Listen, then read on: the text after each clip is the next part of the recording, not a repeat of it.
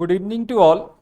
आज हमारी साझेदारी की 11वीं क्लास है और आज हम इस क्लास में एक और नया टॉपिक देखेंगे। कल हमने एक लास्ट टॉपिक खत्म किया जिसका नाम था पूर्व समायोजन और आज हम अगला टॉपिक देखेंगे ख्याति। तो सबसे पहले हम देखते हैं कि जो आपकी ख्याति है वो एक्चुअल में होती क्या है। यदि सामान्य सी भाषा में यदि हम बात करें तो ख्याति क्या होती है? किसी भी व्यक्ति का नाम या किसी भी संस्था का जितना नाम फेमस होता है, नाम प्रचलन होता है, वही उसकी ख्याति कहलाती है ना। मतलब आप बोलेंगे कि फेमस जो चीज है, जैसे आप बोलेंगे ताजमहल, ताजमहल जो उसका नाम पूरी दुनिया में चल रहा है वो उसकी ख्याति है। आप यदि नाम बात करेंगे मोदी, नरेंद्र मोदी, जो उनका नाम पूरी दुनिया में चल रहा है वो उनका नाम क्या होती है? ख्याति होती है। तो किसी भी चीज का नाम फेमस होना ही ख्याति कहलाती है। लेकिन अभी हम बात कर रहे हैं कॉमर्स में, और कॉमर्स में अकाउंट में हम ख्याति से क्या तात्पर्य रखते हैं, उसका कैसे कैलकुलेशन करते हैं उसकी बात करेंगे। तो ख्याति क्या है यहाँ पर देखेंगे। ख्याति एक अमूर्त आदर्श संपत्ति है ना। क्या है आपकी ख्याति? एक अमूर्त आदर्श एवं स्थायी संपत्ति है। मतलब जो हमें दिखाई नहीं देती। स्थायी संपत्ति मतलब आपके साथ या उस संस्था या फर्म के साथ हमेशा रहती है जब तक उस संस्था में कोई अप्रिय घटना ना घट जाए। तो क्या है? एक अमूर्त आदर्श स्थायी संपत्ति है। यह वह शक्ति होती है। क्या है? वह शक्ति है जो ग्राहक को अपना उत्पाद खरीदने के लिए आकर्षित करती है।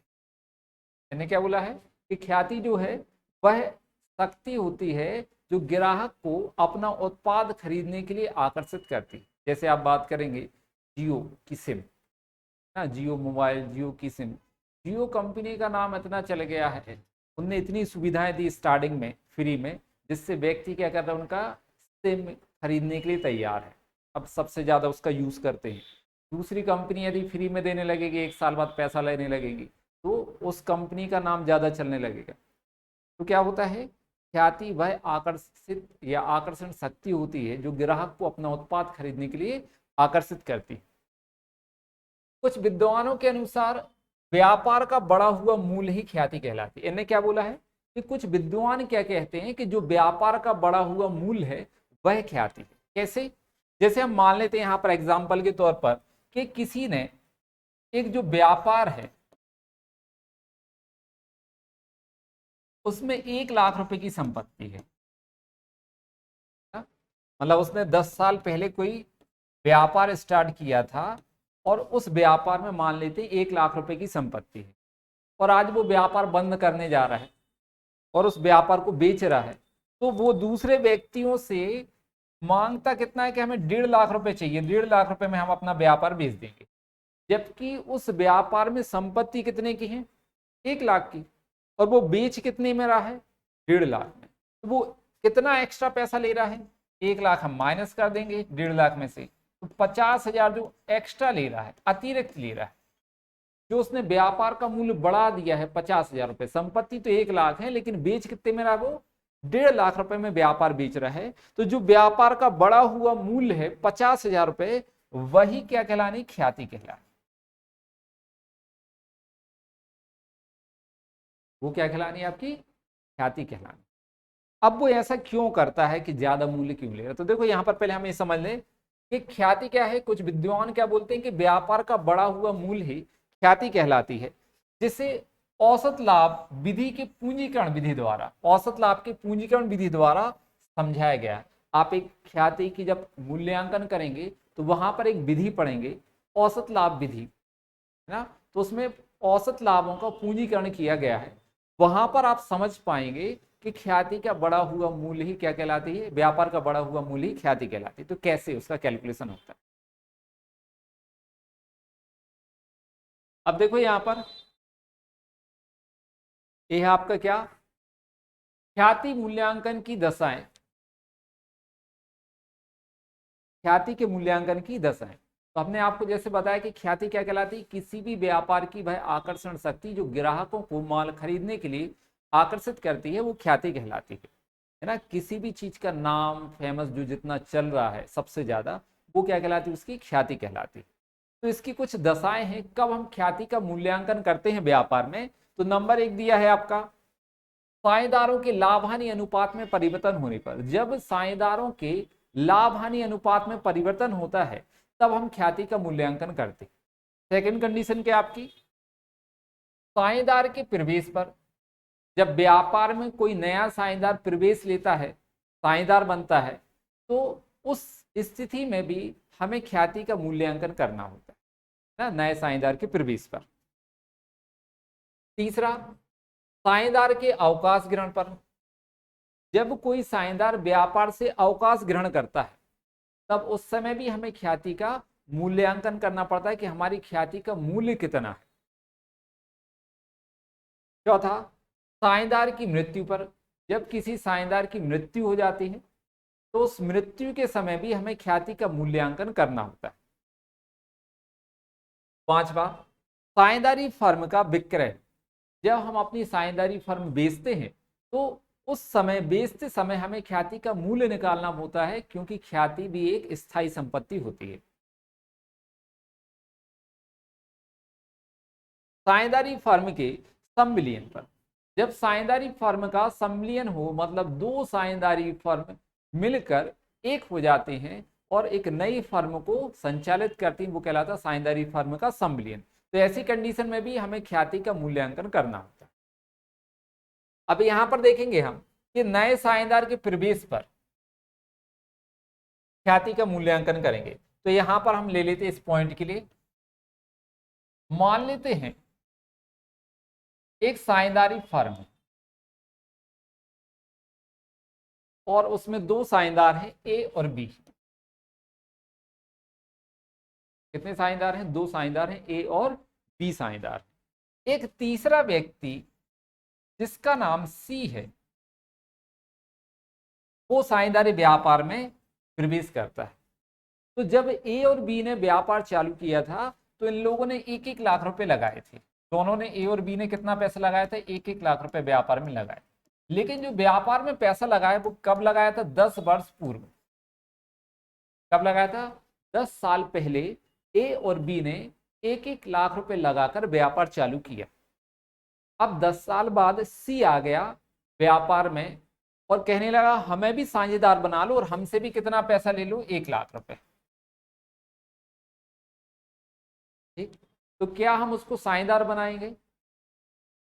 सामान्य सी यदि हम बात देखें तो सबने 1-1 लाख रुपए मिलाया, साझेदार बन सकता है, लेकिन यहां पर ऐसा नहीं होगा। क्यों नहीं होगा?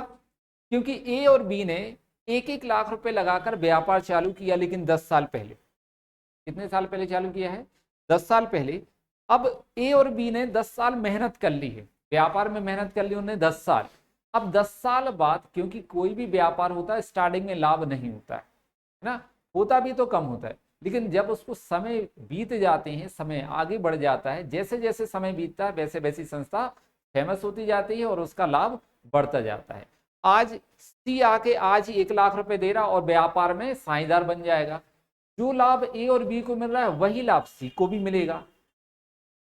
मतलब 10 साल की मेहनत का लाभ सी को आज से ही मिलने लगेगा। इस वजह से हम सी से कुछ एक्स्ट्रा पैसा लेते हैं, कुछ एक्स्ट्रा पैसा लेते हैं, मान लेते हैं 10,000 रुपए और ले रहे हैं एक्स्ट्रा। तो जो हम सी से 10,000 रुपए एक्स्ट्रा ले रहे हैं वह क्या कहलाती है? ख्याति कहलाती है।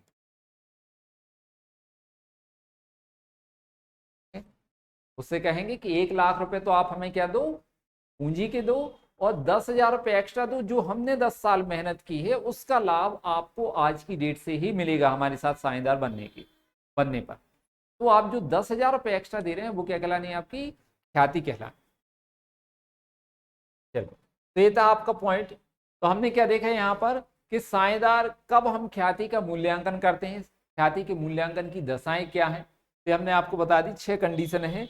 जब साझेदारों के लाभ हानि अनुपात में परिवर्तन हो, जब कोई साझेदार फर्म में प्रवेश करता हो, या कोई साझेदार फर्म से अवकाश ग्रहण करता है, या फिर किसी साझेदार की मृत्यु हो जाती है, या फिर हम बोलते हैं जब फर्म का हम विक्रय करें, या फिर जब साझेदारी फर्म का संविलियन होता है, तब ऐसी दशाओं में हम ख्याति का मूल्यांकन करते हैं। ये आपकी थ्योरी से रिलेटेड क्वेश्चन थे। आगे बढ़ते पर ख्याति के लक्षण, ख्याति के लक्षण क्या होते हैं तो वो हम देखेंगे यहाँ पर। नंबर 1, आदृश्य संपत्ति। ख्याति क्या है?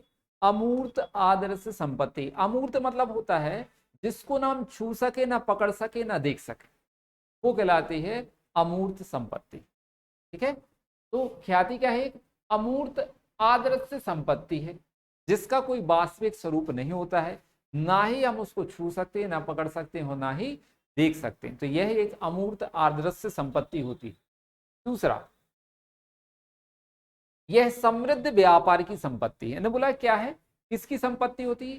समृद्ध व्यापार की संपत्ति। जो व्यापार बहुत ज्यादा समृद्ध होते हैं, है ना, बहुत धीरे मतलब ग्रोथ करते जाते हैं धीरे धीरे, इस समृद्ध व्यापार की संपत्ति मानी जाती है। यह विक्रय योग्य संपत्ति है। विद्वान क्या बोलते हैं कि जो ख्याति है वो विक्रय योग्य संपत्ति है।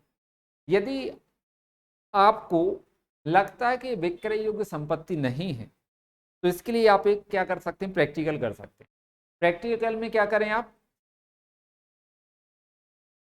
जैसे टाटा एक कंपनी है, आपको पता ही है, टाटा आप जानते हैं, सुई से लेके हवाई जहाज तक की एक एक चीज बनाती है, छोटी से छोटी चीज और बड़ी से बड़ी चीजें टाटा कंपनी बनाती है। तो यदि आप एक कंपनी खोलें और उसका नाम टाटा रखें, उसका नाम क्या रख लें आप? टाटा रखें, तो आपके ऊपर केस कर दिया जाएगा। क्यों कर दिया जाएगा? क्योंकि आपने जो टाटा कंपनी वाले इनसे कोई परमिशन नहीं ली, बिना परमिशन के काम कर रहे हैं, और वो ने पेटेंट करा के रखा हुआ है नाम। तो आपको क्या करना पड़ेगा? इनसे परमिशन लेना पड़ेगी टाटा कंपनी वालों से, फिर जाके आप एक टाटा कंपनी के नाम, मतलब टाटा नाम से कोई दुकान या कुछ भी खोल सकते हैं, यदि परमिशन मिल गई तो। और वो परमिशन कब देंगे? जब आप उनको पैसा दोगे। कुछ बिना पैसे दिए तो परमिशन देंगे नहीं। और वो पैसा किस बात का लेंगे आपसे?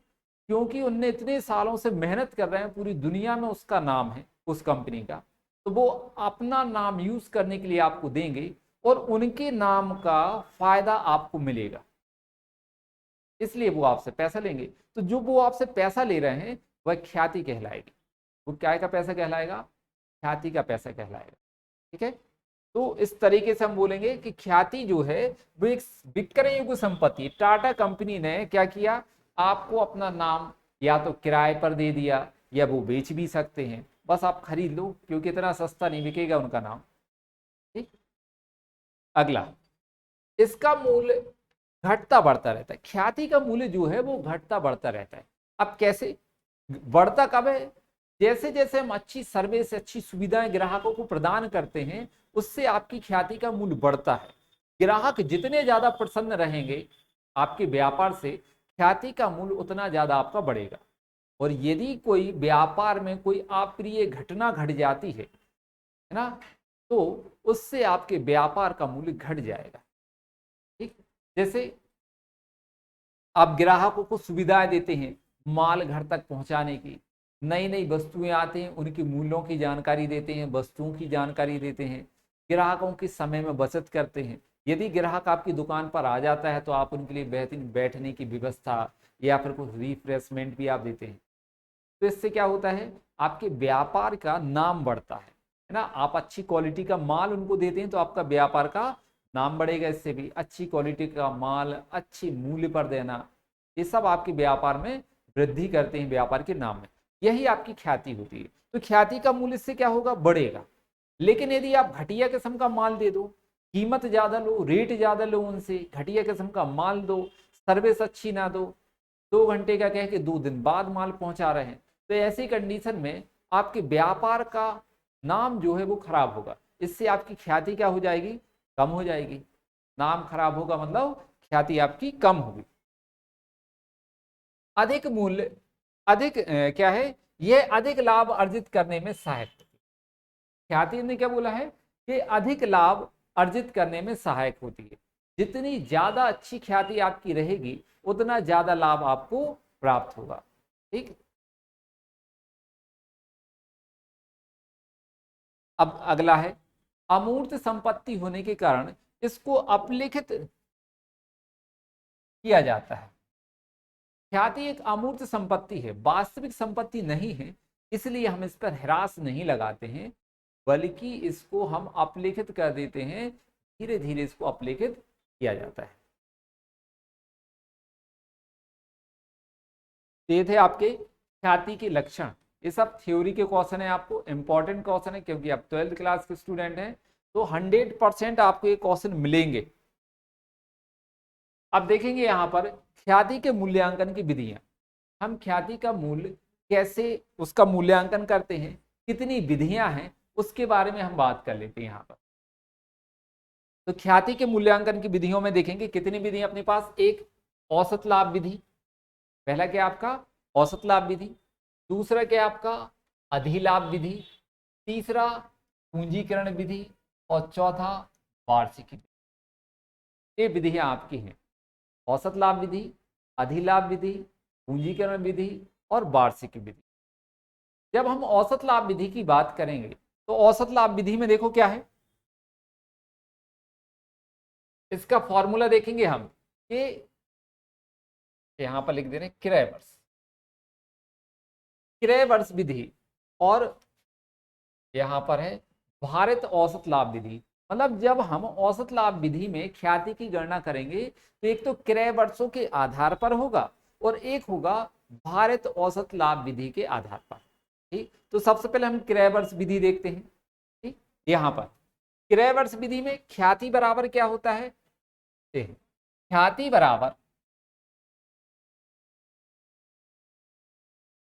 बराबर औसत लाभ गुणित गए क्रय वर्ष। इसका फॉर्मूला क्या होगा, औसत लाभ गुणित गए क्रय वर्ष, ये है आपका फॉर्मूला। अब हमें ये समझना है कि औसत लाभ कैसे निकालते हैं, क्रय वर्ष क्या है, ये सब चीजें। फॉर्मूला तो हमने लिख दिया, आपको पेपर हॉल में क्वेश्चन में आपको ये सब चीजें मिल जाएंगी, फॉर्मूला नहीं मिलेगा। फॉर्मूला याद रहेगा तो आप कर पाओगे, लेकिन याद करना ही काफी नहीं है, हमें समझ लें कि फॉर्मूला जो है वो क्या है, उसमें एक एक पॉइंट होता क्या है, उसकी हम कैसे कैलकुलेशन करते। तो यहां पर देखेंगे ख्याति बराबर क्या होता है आपका औसत लाभ गुणित गए क्रय वर्ष। अब औसत लाभ हम निकालते कैसे हैं, पहले इसको देखेंगे। तो औसत लाभ बराबर होता है आपका कुल लाभ बटे वर्षों की संख्या। क्या होगा, कुल लाभ बटे वर्षों की संख्या। कुल लाभ बटे वर्षों की संख्या मतलब हम ऐसा मान लेते कि हमारे पास पहले वर्ष जो लाभ है वो 10,000 है, दूसरे वर्ष का लाभ 5,000 है, तीसरे वर्ष का लाभ यहां पर ले लेते कितना है 9,000, तीसरे वर्ष का लाभ कितना है 9,000। तो इस तरीके से यदि हम देखें तो हमारा कुल लाभ कितना होगा 24,000 रुपए। ये क्या कहलाना आपका कुल लाभ। 3 वर्षों का लाभ दिया हमने, पहले वर्ष का 10,000, दूसरे वर्ष का 5,000, तीसरे वर्ष का 9,000। तो 3 सालों का लाभ जो है वो कितना हो गया आपका 24,000। अब कितने वर्षों का लाभ है 3, 1 2 3, हम 3 से इसको डिवाइड करेंगे तो 3 24, 8,000 रुपए। ये कहलाना आपका औसत लाभ।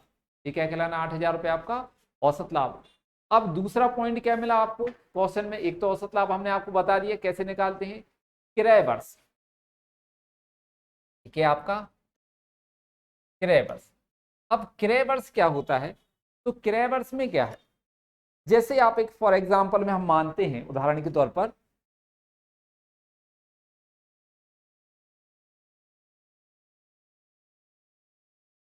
ये हमारी कोचिंग है, और अभी जो मैं कोचिंग पढ़ा रहा हूं आपके अमित कॉमर्स कोचिंग के नाम से, वो सन 2002 में हमने उसको ओपन किया। मतलब कितने साल हो गए 20 साल। तो 20 साल पहले हमने कोचिंग ओपन की, ठीक है। इसमें कितनी 1,00,000 रुपए की संपत्ति, हमने 20 साल पहले कोचिंग ओपन की और मान लेते इसमें 1,00,000 रुपए की संपत्ति है। संपत्ति से मतलब बोर्ड है, फर्नीचर है, पंखे, ऐसे सब हैं, कितनी 1,00,000 रुपए। मकान जो है वो किराए से है। अब हमारी गवर्नमेंट जॉब लग गई और हम इस कोचिंग को बेच रहे हैं, तो कोचिंग में क्या बेचेंगे, मकान तो बेच नहीं सकते क्योंकि किराए पर है। संपत्ति बेचेंगे, बोर्ड बेचेंगे, फर्नीचर बेचेंगे, ये चीजें हम बेचेंगे, कंप्यूटर है तो वो बेच देंगे। तो हम 1,00,000 रुपए की जो संपत्ति है हम उसको बेच कितने में रहे हैं 1,50,000 रुपए। कितने में बेच रहे हैं? 1.5 लाख रुपए में। संपत्ति 1 लाख की है, बेच हम कितने में रहे हैं? 1.5 लाख। तो कितना एक्स्ट्रा लिया हमने?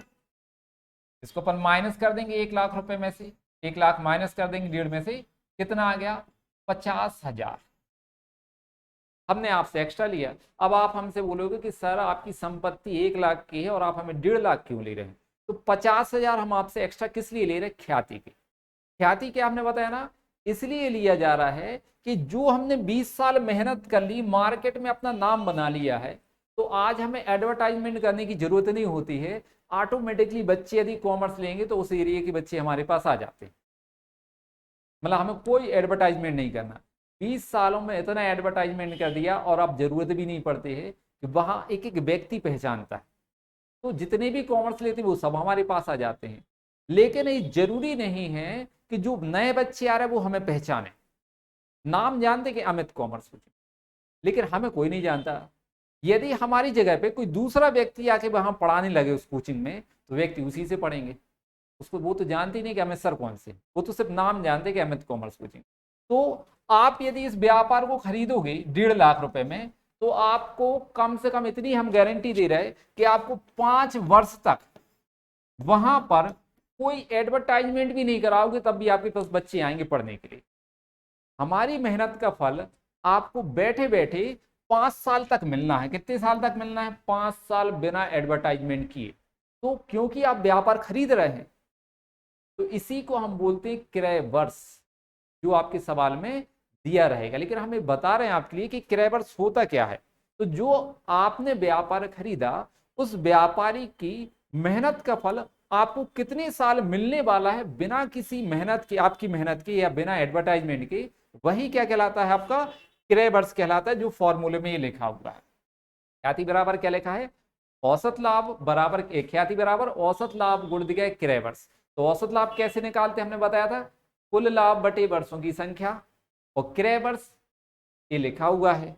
तो क्रय वर्ष सवाल में दिया रहता है कि 2 वर्षों के किराए के आधार पर, 4 वर्षों के किराए के आधार पर, बाकी कुछ नहीं होता है। हमने आपको बता दिया कि क्रय वर्ष होता क्या है, ये हमने आपको समझाया। कभी आपको ना पेपर में लिखने के लिए आएगा ना कुछ, तो हमने आपको समझाया सर। आगे देखेंगे अपन। तो ये आपको हमने मेथड बता दी कि क्रय औसत लाभ में क्रय वर्ष विधि के आधार पर ख्याति की गणना हम कैसे करते हैं। दूसरा पॉइंट, भारित औसत लाभ विधि में ख्याति की गणना कैसे की जाती है। अब दूसरी मेथड क्या आ गई आपकी? भारित औसत लाभ विधि। तो भारित औसत लाभ विधि में क्या होते हैं, हम हर साल एक एक वर्षों को उसका भार प्रदान करते हैं कि कितना है। वर्षों का जो भार प्रदान किया गया है उसके आधार पर हम ख्याति की गणना करेंगे। तो इसका फॉर्मूला होता है भारित औसत लाभ बराबर लाभ और भार के गुणनफलों का योग। जितने वर्षों को जैसे जैसे भार प्रदान किए गए हैं उनका गुणा करके हम क्या निकालते हैं? योग निकालेंगे। यहां पर जैसे हम देंगे यहां पर वर्ष का लाभ, जैसे हमने यहां पर दिया 2010, 2000,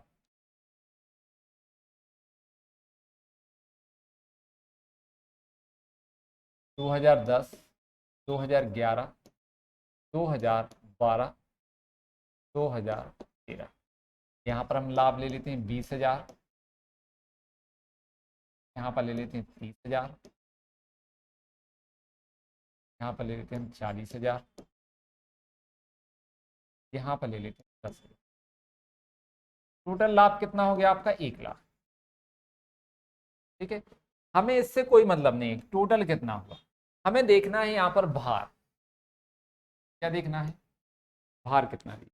तो ये भार किस वर्ष को कितना दिया गया है उसका कितना आपके क्वेश्चन में यहाँ पर दिया जाएगा। जैसे यहाँ पर दे दिया, मान लो 2, 3, 4 और 5 ऐसा भार दिया है मान। ठीक, तो हम क्या करेंगे? इनका गुणा कर देंगे, यहाँ पर गुणनफल लिखेंगे।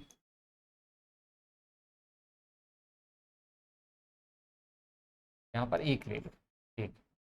2 का गुणा कर देंगे हम 20,000 में, तो कितना आ जाएगा? 40,000। 3 का गुणा करेंगे हम 30,000 में, तो कितना आएगा? 90,000। 4 का गुणा करेंगे हम 40,000 में तो कितना आ जाएगा, 1,60,000। एक का गुणा करेंगे हम 10,000 में तो कितना आएगा, 10,000। इनका टोटल कर दो आप तो कितना आ जाएगा, 3 लाख। क्या आ गया आपका, 3 लाख। अब देखो फॉर्मूले में हमने क्या बताया था, लाभ और भार के गुणनफलों का योग। तो लाभ और भार के गुणनफलों का योग कितना दिया गया है आपका, 3 लाख रुपए लिखा है। ठीक, फिर क्या है अगला, भागित भार का योग। जो भार है उनका योग लगाना है हमारे लिए, तो भार कितना दिया है यहाँ पर, इनका टोटल करेंगे, 2 और 3 5 और 4 9 और 1 10। इसमें हम 10 का भाग देंगे तो कितना आ जाएगा, 30,000। ये क्या आ जाएगा आपका, 30,000। और इसी को हम बोलेंगे भारित औसत लाभ। ये क्या कहलाएगा आपका, भारित औसत लाभ कहलाएगा। अब भारित औसत लाभ विधि में ख्याति कैसे निकालते हैं, तो ख्याति बराबर भारित औसत लाभ गुण दिया किराए वर्ष। कैसे निकालेंगे हम, भारित औसत लाभ गुण दिया किराए वर्ष। अगला पॉइंट, अगली विधि देखेंगे हम। अब ये आपकी एक ही विधि कंप्लीट हुई है जिसमें 2 पॉइंट थे, औसत लाभ विधि। अब देखेंगे हम अधिलाभ विधि। अधिलाभ विधि क्या है, तो हम एक एक मेथड को पूरा कर लेते। आज हम सिर्फ औसत लाभ विधि के आधार पर क्वेश्चन भी सॉल्व करेंगे, फिर आगे कल देखेंगे। यहां पर दे दिया है आपके पास क्वेश्चन, क्या लिखा हुआ है, एक फर्म की ख्याति का मूल्यांकन उसके विगत 5 वर्षों के औसत लाभ के 3 वर्ष के क्रय के आधार पर या क्रय पर किया जाना है। तो ये लिखा है 3 वर्ष के क्रय, ये कहलाना आपका क्रय वर्ष। 5 वर्षों के लाभ ये दिए हुए हैं आपके, प्रथम वर्ष, द्वितीय वर्ष, तृतीय वर्ष, चौथा वर्ष और 5वीं वर्ष। अब तीसरे वर्ष आपका हानि है, ये भी ध्यान रखना है। तीसरे वर्ष क्या है आपकी, हानि। तो हानि को हम क्या करेंगे, माइनस करेंगे। यहां पर हम लेंगे, हेडिंग डाल देंगे यहां पर ख्याति का मूल्यांकन औसत लाभ विधि द्वारा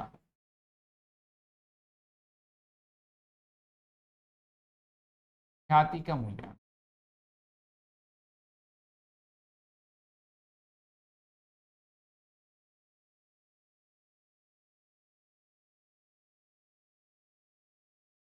औसत लाभ विधि द्वारा ख्याति का मूल्यांकन।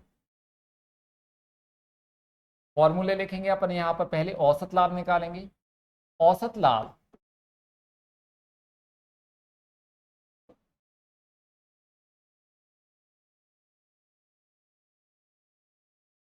देखो क्वेश्चन में क्या लिखा है, कितने वर्षों के लाभ के आधार पर है, 5 वर्षों के लाभ के आधार पर। तो हम क्या लिखेंगे यहां पर, गत 5 वर्षों के लाभ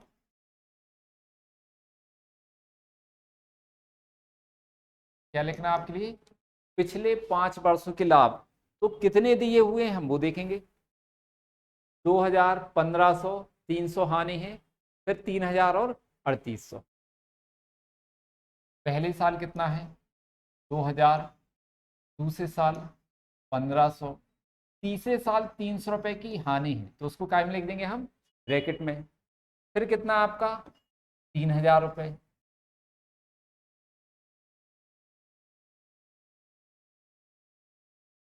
तीन हजार और फिर अगला दिया है 3,800 रुपए। इस प्रकार से 5 वर्षों के लाभ ये आपको दिए हुए, ये दिए 2,000, 1,500, 300 की हानि है, और फिर 3,000 और 3,800। हानि को हम किस चीज में लिखते हैं, ब्रैकेट में, जिससे आपको पता पड़े कि हानि है। हम इन सब का टोटल कर लेंगे, लेकिन हानि को छोड़ देंगे। चारों के टोटल में से हानि को घटाना है आपके लिए। इनका टोटल करो आप, कितना आएगा,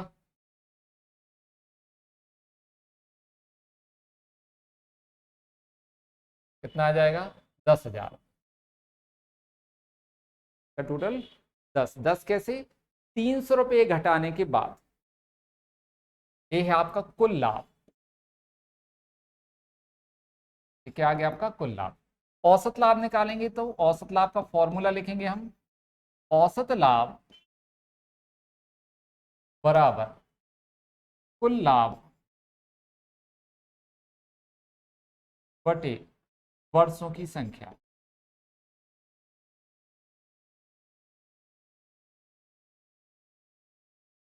फॉर्मूला क्या है? औसत लाभ बराबर कुल लाभ बटी वर्षों की संख्या। तो हमने 5 वर्षों का कुल लाभ कितना निकाल लिया है? 10,000। यहाँ पर 10,000 लिखेंगे। वर्षों की संख्या कितने वर्षों का लाभ है? 5। अब ये आप नहीं देखना कि 5 वर्षों में से 4 वर्षों का लाभ है, 1 वर्ष की हानि, तो आप चार चार नहीं लिखेंगे।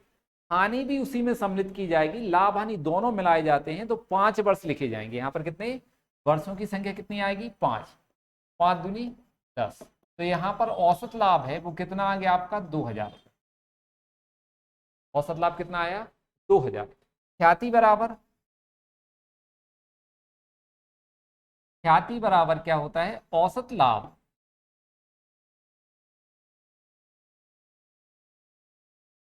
गुणित गए क्रय वर्ष। औसत लाभ गुणित गए क्रय वर्ष। औसत लाभ कितना निकाला अपन ने? 2,000 रुपए। और क्रय वर्ष हमने बोला था ना सवाल में दिया रहता है, तो ये लिखा हुआ है कितने? 3 वर्षों के क्रय पर ख्याति का मूल्यांकन करना है। तो यहां पर हम कितना लेंगे? 3। 3 दूनी 6। तो ख्याति का मूल्य कितना आ जाएगा? 6,000। ये हो गया आपका सवाल। और बिल्कुल सिंपल सवाल है, आपको सिर्फ थोड़ा सा फॉर्मूला याद रखना है क्या है, बाकी सवालों में कोई दिक्कत नहीं है। चलो अगला क्वेश्चन देखते हैं अपन इसके बाद।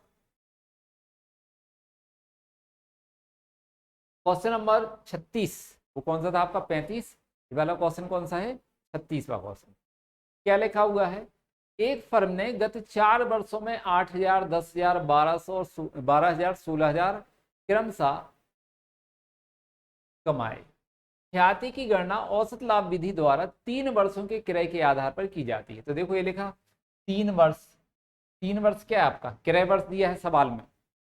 अब क्या है? बस 2 सवाल हैं, 36 और 37। पहले अपन 36वां कर लेते हैं। तो यहां पर देखेंगे कितना दिया है लाभ आपका? 8, 10, 12, 16। यहां पर लिखेंगे हम औसत लाभ विधि द्वारा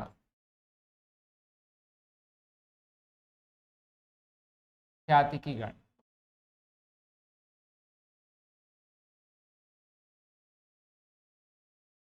औसत लाभ विधि द्वारा ख्याति की गणना। तो सबसे पहले हम क्या निकालेंगे? औसत लाभ। उसके लिए हमें चाहिए पड़ेगा कुल लाभ। तो यहां लिखेंगे गत 4 वर्षों के लाभ। तो 4 वर्षों के लाभ कितना है? 8,000, 10,000, 12,000 और 16। ये 4 वर्षों के लाभ दिए। एक बार अपन चेक कर लेते हैं। ये लिखा है 8, 10, 12 और 16। 4 वर्षों के लाभ ही दिए हुए। तो हमने क्या ले लिया? 4 वर्षों के लाभ। इनका टोटल कर देंगे हम सबका, कितना आ जाएगा? 46,000। चारों का टोटल किया तो कितना आएगा? 46। ये क्या निकला आपका? कुल लाभ। औसत लाभ निकालेंगे। औसत लाभ बराबर, फॉर्मूला क्या पता है हमने औसत लाभ का? कुल लाभ बटे वर्षों की संख्या। तो यहां लिख देंगे पहले फॉर्मूला, कुल लाभ बटे वर्षों की संख्या।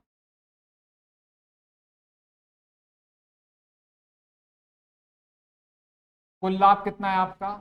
46,000 रुपए। वर्षों की संख्या कितनी है? 4। इसको हम डिवाइड कर देंगे तो यहां पर आ जाएगा आपका 11,500। ठीक, ये क्या आ गया आपका? औसत लाभ 11,500 रुपए। अब क्या लिखेंगे हम? ख्याति की गणना करना है तो ख्याति बराबर, और ख्याति का फॉर्मूला क्या है? औसत लाभ गुणित गए क्रय वर्ष। तो यहां पर लिखेंगे हम औसत लाभ गुणित गए क्रय वर्ष। ठीक है, औसत लाभ हमने कितना निकाला है? ये लिखा हुआ 11,500। तो यहां लिखेंगे 11,500। क्रय वर्ष कितना है, क्वेश्चन में देखो ये लिखा हुआ है 3 वर्षों के क्रय के आधार पर। तो यहाँ पर कितने का गुणा करेंगे हम, 3 का। क्रय वर्ष कितना लेंगे, 3, गुणा कर दो इसका तो कितना आ जाएगा 34,500। कितना आएगा ख्याति, 34,500 रुपये आपकी फर्म की ख्याति कहलाने। मतलब अपन ऐसा बोल सकते हैं कि आपकी फर्म का नाम जो है वो 34,500 रुपये में बिकेगा। ठीक, अगला देखते हैं। इसके बाद दूसरा क्वेश्चन 33वां, ये वाला आपका हो गया है। अब कौन सा क्वेश्चन देखेंगे हम, 33वां। तो क्वेश्चन क्या पहले देखेंगे, ख्याति के मूल्य की गणना 5 वर्षों के औसत लाभ के 4 वर्षों के किराए के आधार पर। कितने वर्षों के किराए के आधार पर है, 4। तो किराए वर्ष कितना कहलाना आपका, 4। पिछले 5 वर्षों के लाभ ही दिए हैं 40, 50, 60, 50, 60। ठीक है, कितना दिया आपका 40,000, 50,000, 60,000, 50,000 और 60,000, ये 5 वर्षों के लाभ दिए। फिर से हम हेडिंग डालेंगे यहां पर, औसत लाभ विधि द्वारा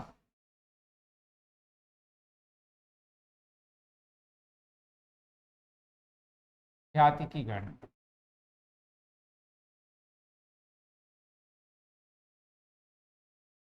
औसत लाभ विधि द्वारा ख्याति की, क्या करना है, सबसे पहले हम क्या लेंगे, गत 4 वर्षों के कुल लाभ। 5 वर्ष है यहाँ पर, यहाँ लिखेंगे गत 5 वर्षों के लाभ। अब 5 वर्षों के लाभ जो दिए हैं क्वेश्चन में कितना दिया है, 40,000, 50,000, 60,000, 50,000 और 60,000, ये लाभ दिया हुआ। ठीक, कितना लाभ दिया आपके पास, 40,000, 50,000, 60,000, 50,000 और 60,000, ये लाभ। अब हम इन सब का टोटल कर लेंगे तो कितना आ जाएगा, 1,60,000 का टोटल कितना होगा, 1,60,000। ये है आपका कुल लाभ।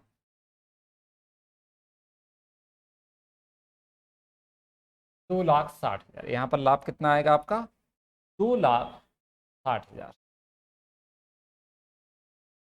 ये आपका कुल लाभ, कुल लाभ है आपका 2,60,000।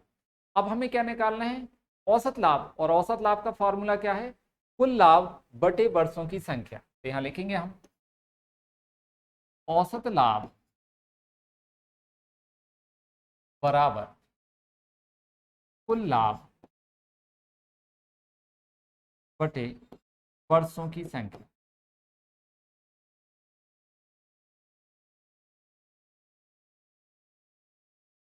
ठीक, तो कुल लाभ अपन ने कितना निकाला है, ये दिया है 2,60,000 आपका कुल लाभ है। और वर्षों की संख्या कितनी है, 5। 5,00,000, 5 आपकी क्या है, वर्षों की संख्या। डिवाइड कर दो इसको, कितना आ जाएगा, 52,000। ठीक है, 52,000 रुपये आपकी क्या आ गई, औसत लाभ। ख्याति बराबर, ख्याति का फॉर्मूला क्या होता है, औसत लाभ गुणित गए किराए वर्ष। औसत लाभ कितना आपका, यहाँ फॉर्मूला लिख लेंगे अपन सबसे पहले, जिससे आपको याद हो जाए। औसत लाभ गुणित गए किराए वर्ष। औसत लाभ गुणित गए किराए वर्ष। औसत लाभ कितना निकाला हमने, 52,000। और किराए वर्ष कितना दिया हुआ है, यहाँ पर देखो 3 वर्ष दिया है, 4 वर्ष। यहाँ पर किराए वर्ष कितना है, 4। तो हम 4 का गुणा करेंगे यहाँ पर, 4 इसमें गुणा कर दो, कितना आ जाएगा आपका, 2,08,000। ये क्या निकली आपकी ख्याति। मतलब ख्याति औसत लाभ विधि में जब हम ख्याति की गणना करते हैं तो सबसे पहले आपको क्या निकालना है, औसत लाभ। और औसत लाभ कैसे निकालते हैं, कुल लाभ बटे वर्षों की संख्या। दूसरा आपको क्या करना पड़ेगा, ख्याति। तो ख्याति की गणना कैसे करते हैं, औसत लाभ गुणित गए किराए वर्ष। जो औसत लाभ है उसमें हम क्रय वर्ष का गुणा कर देंगे, और क्रय वर्ष कहाँ मिलेगा आपके सवाल में। तो आज इतने ही, बाकी अगली क्लास में अपन देखते हैं। Thank you.